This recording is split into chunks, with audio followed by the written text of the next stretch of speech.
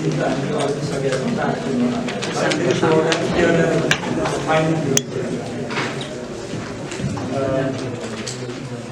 आज आकस्मिक रूपमै आयोजना नगएको यो सञ्चारकर्मी र मनौका निर्वाचित सांसदहरूको बीचको संवाद अर्थात् पत्रकार सम्मेलन समारोहमा उपस्थित हुने हाम्रा आयोजक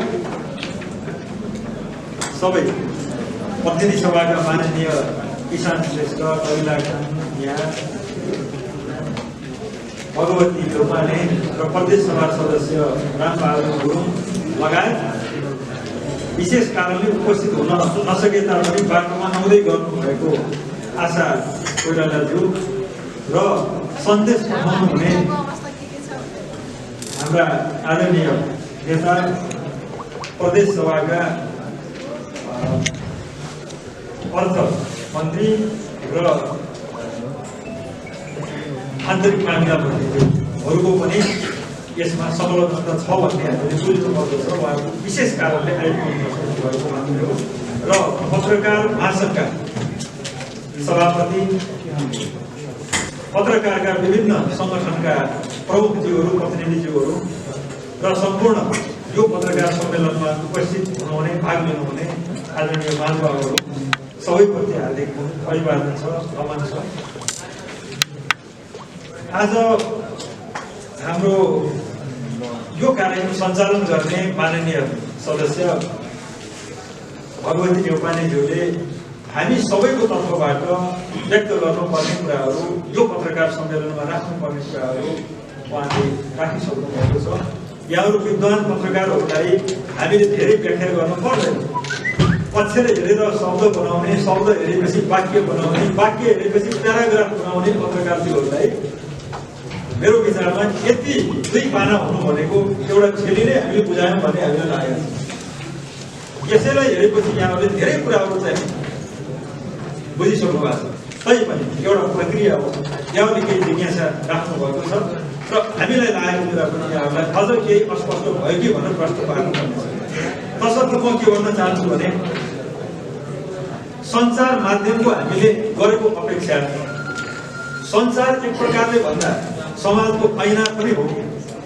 अलिकति फरक हाम्रो अपेक्षा छ, मेरो पनि त्यसमा अपेक्षा के छ भने ऐना मात्रै नभएर अलिकति मार्गदर्शक पनि बन्नुपर्छ भन्ने मेरो अपेक्षा छ।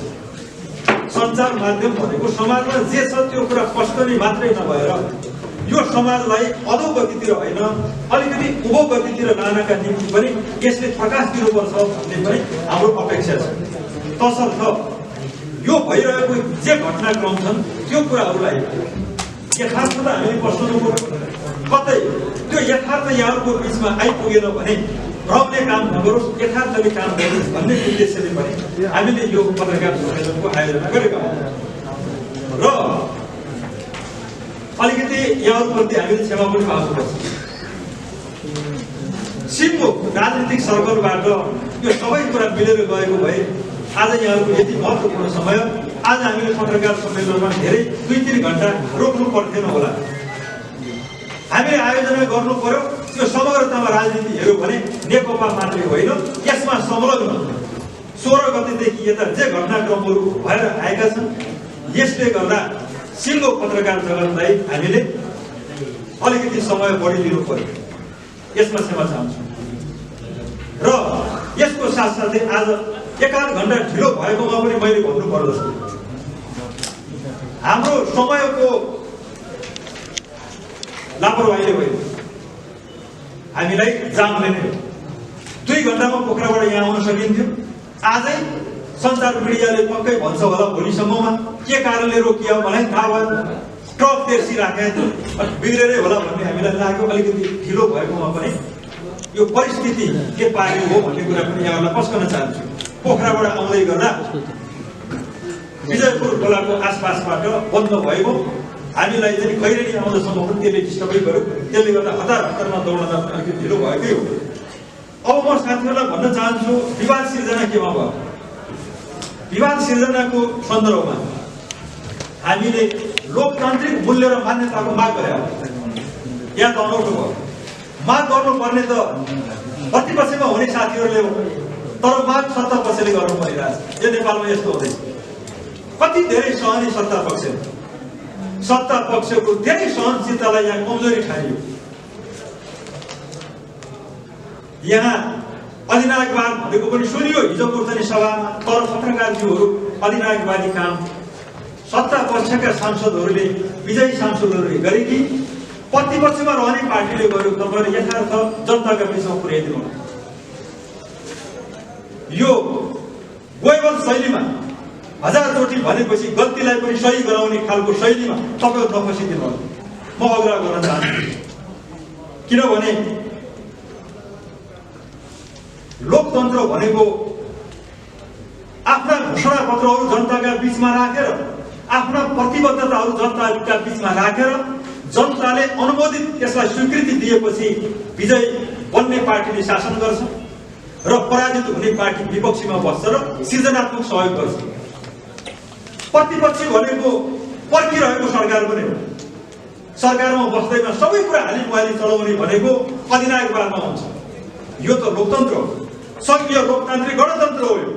यो गणतन्त्रमा अधिनायकवादी शैली सही हुन सक्दैन, यो शोभनीय हुँदैन। आज निर्वाचनमा विजयी को भए हामी सबैले देखेकै छौँ, पत्रकारज्यूहरू सञ्चार माध्यमले देख्नु भएकै छ। 74 सालको निर्वाचनमा नेपाल कम्युनिस्ट पार्टीका 6 सिट प्रत्यक्ष तर्फबाट र समानुपातिक तर्फबाट र राष्ट्रिय सभाबाट गर्दा हामी 8 जना वामपन्थी कम्युनिस्ट पार्टीका प्रतिनिधिहरू विजयी भएको कुरा घाम जतिकै छलङ्ग छ। त्यो भनेको के हो भन्दा विकास निर्माणको 5 वर्ष एउटा आवधिक समयको नेतृत्व तनहुँ जिल्लामा तपाई वामपन्थीका उम्मेदवारहरूले गर्नुहोस् भनेकै हो। त्यही होइन, भोट हाल्दैखेरि 5 वर्षको लागि हो, जुगको लागि होइन। हामीले देख्यौँ कैयौं वर्ष नेपाली कांग्रेसका साथीहरूले जित्नुभयो। आदरणीय रामचन्द्र दाइले कति वर्ष जित्नुभयो? एउटा व्यवस्थै उहाँले उपभोग गर्नुभयो। पञ्चायत व्यवस्था भनेको 30 वर्ष होइन। लोकतन्त्र आएदेखि आजसम्म पनि एउटा पद वरिष्ठ नेता उहाँको छँदैछ भनेपछि 30 वर्ष त एउटा व्यवस्था भन्दा पनि उहाँ धेरै शासन गर्नुभयो यो देशमा। कति गर्नुभयो त्यो म जान्दिनँ, तर त्यो 30 वर्षसम्म हामी त्यो बेला प्रतिपक्षमा बसेको बेला कहिल्यै औलो ठड्याएन। उहाँले शिलान्यास गर्दा, उहाँले उद्घाटन गर्दा हामीले ताली बजाइरह्यौँ। चाहे चित्त बुझोस्, कति कुरामा चित्त नबुझोस्, हामीले उहाँलाई नेता मान्यौँ, सांसद मान्यौँ, मन्त्री मान्यौँ। कहिल्यै पनि चुनाव त हामी पनि लडेका हौँ, तपाईले जित्दैमा हामीले मान्छौँ र भन्ने खालको अहंकार हामीले कहिल्यै गरेनौँ। 3टै क्षेत्र कांग्रेसले जित्दा पनि हामीले सयौँ।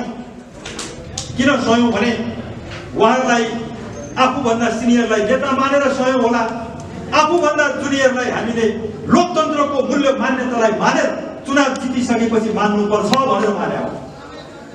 त्यसलाई उहाँहरूले के ठान्न हुँदैन भने हामी अमुक फलानो मान्छे भनेर मानेका हुन् भन्ने सम्झाउनु भयो भने त्यो उहाँहरूको भ्रम मात्रै हुनेछ।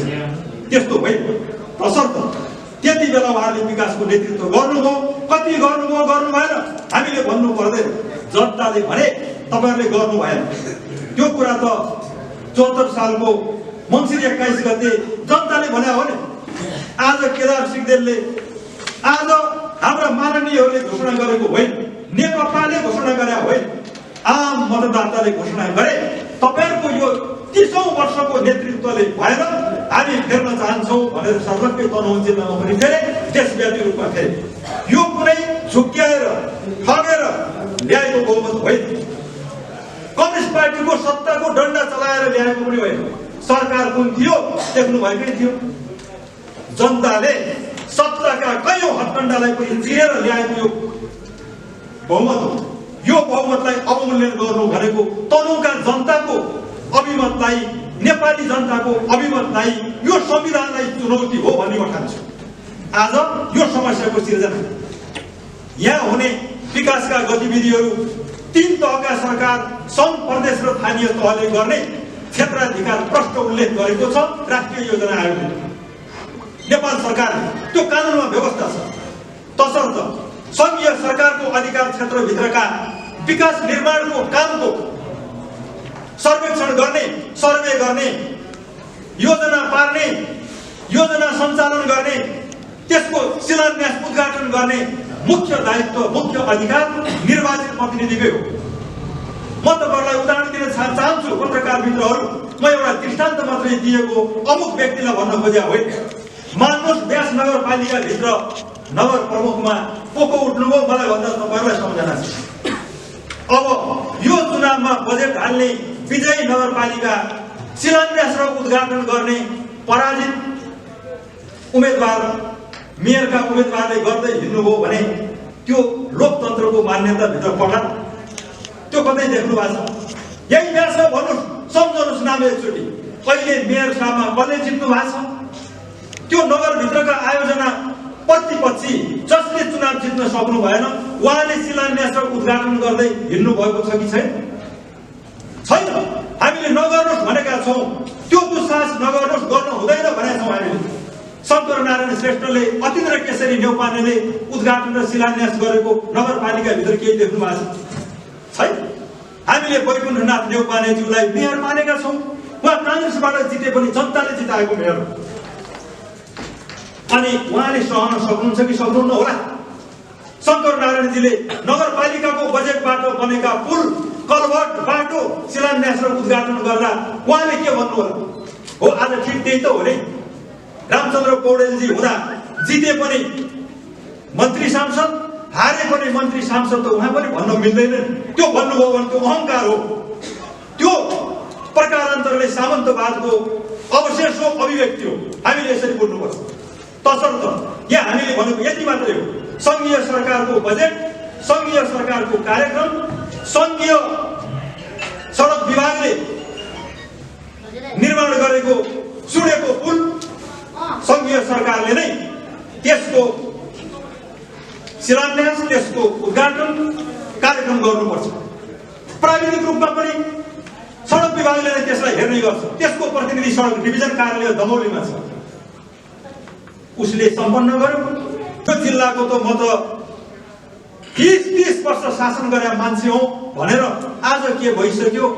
जनताले ल्याएको चाहिँ परिणाम, जनताले ल्याएको परिवर्तनलाई उहाँले स्वीकार गर्नु भएन, या उहाँ आफैले भन्नुभयो या उकास्नेले भने त्यो तपसिलको कुरा भयो। म त भन्छु उहाँ जतिको वरिष्ठ नेताले, यत्रो लोकतान्त्रिक मूल्य र मान्यता बुझेको नेताले एकचोटि त्यहाँ सोधेका छौ कि छैनौ?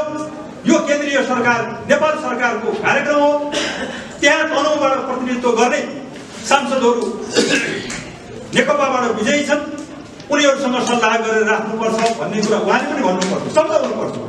अनि तलबाट नेताहरूले पनि त्यही खालको सुझाव दिनु पर्थ्यो होला। त्यो कुरा सायद दिनु भएन। आज उहाँले 4 तारे झण्डा हल्लाउँदै नेपाली काङ्ग्रेस जिन्दाबाद भन्दै जुन ढङ्गको उद्घाटन गर्ने काममा जानुभयो त्यो वास्तवमा त्रुटिपूर्ण थियो। यो प्रक्रिया मिल्दैन थियो। यो अधिकार क्षेत्रको हनन नै हो। लोकतन्त्रमा यो शोभनीय कुरा होइन।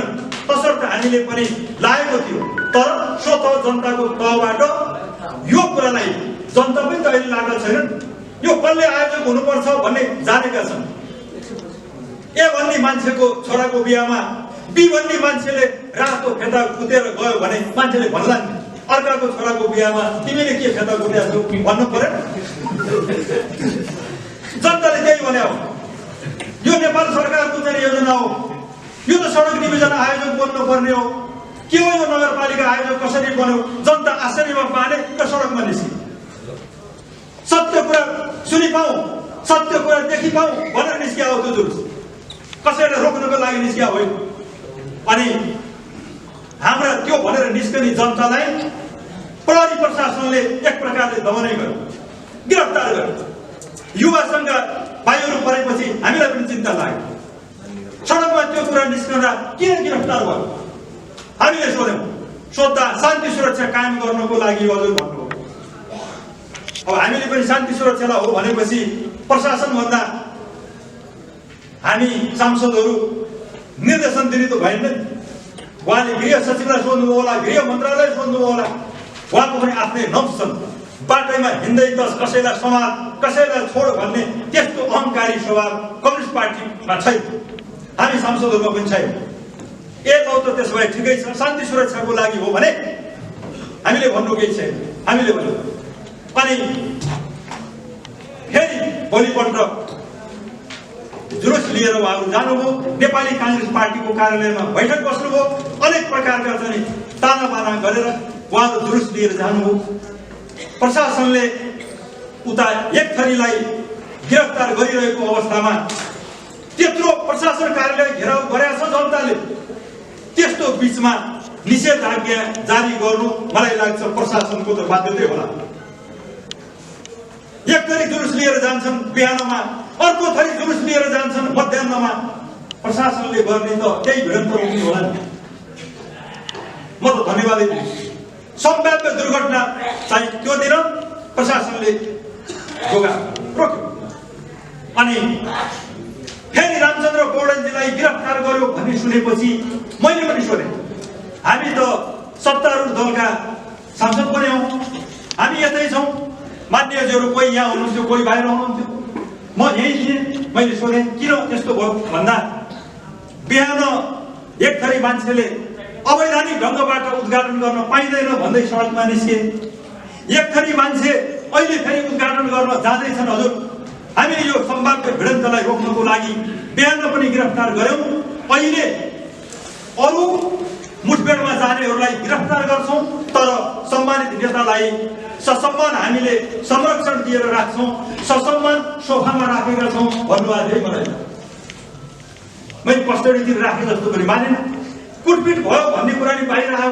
फेरि मैले सोधेँ साँच्चै नै हो र गिरफ्तार गरेर कुटपिट गर्यो अरे नि 17 गते भनेर सुने त होइन होला, किन भन्दा उफ्रदै जानुभएको थियो नि उहाँको फेसबुकतिर भोलिपल्ट भनेपछि गरम भाँचिएको मान्छे भोलिपल्ट त्यसरी उफ्रदै जानु त सक्नु भएन होला। अनुमान गरियो हामीले त्यस्तो केही भएको थिएन, उहाँलाई झन् स्फूर्ति आइरहेको थियो। त्यसो भएको हुनाले मलाई लाग्छ कम्युनिस्ट पार्टीको सरकार भएको बेला मान्छेलाई कानुनको शासन हुन्छ, डन्डाको शासन हुँदैन। मलाई गौरव पनि लाग्यो प्रशासनको व्यवहार देखेर, वरिष्ठ नेतालाई वरिष्ठ व्यवहार गरिएछ।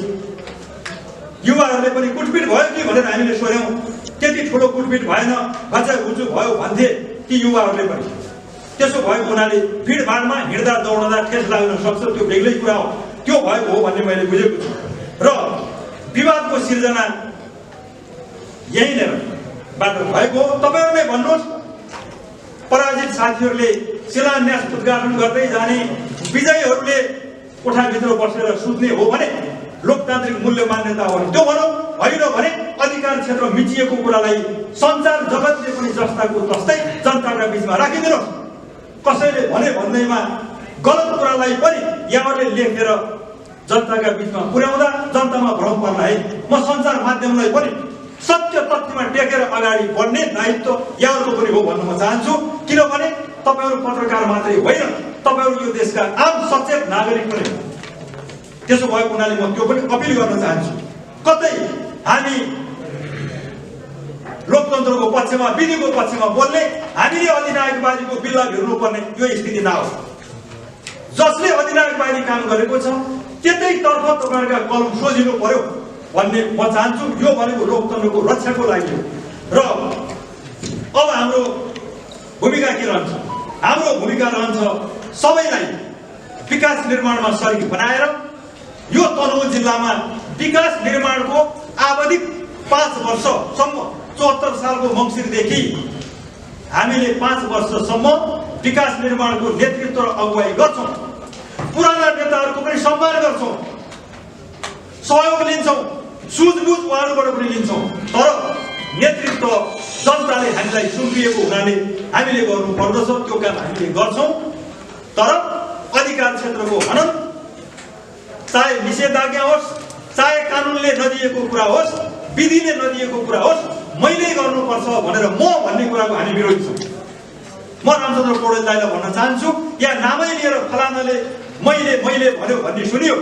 मैले तपाईँहरूलाई भन्न चाहन्छु, सबभन्दा बढी मैले गरेँ भनेर भन्ने तनहुँ जिल्लामा को मान्छे होला? अलि रेकर्ड छ भने सुन्नु होला। मैले गरेँ भन्ने सबभन्दा बढी कसले भन्छ तनहुँ जिल्लामा? यहाँले पनि भनिदिनु पर्यो। मलाई लाग्छ अहिलेका विजयी सांसद भन्दा अहिले विजयी नभएका कांग्रेसका नेताहरूले धेरै त्यही भने मैले सुन्छु।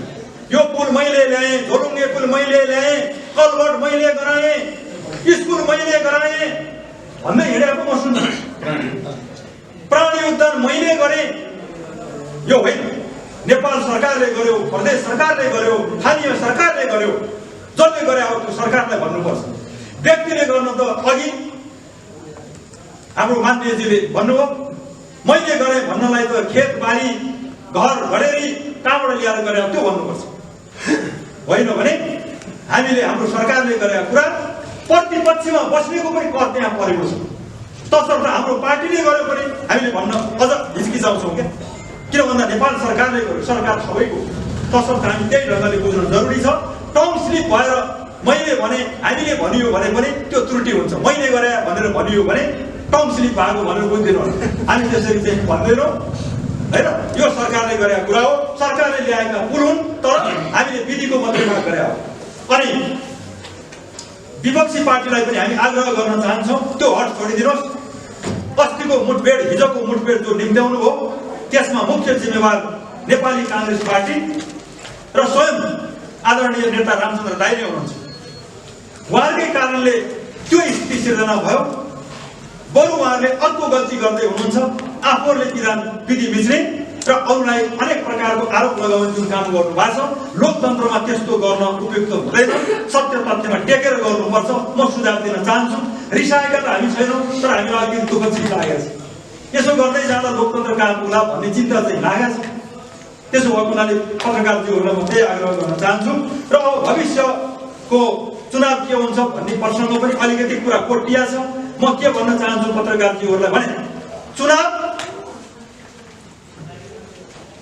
जसले जनताको पक्षमा इमानदारीपूर्वक काम गर्छ, चुनाव उसैले जित्छ।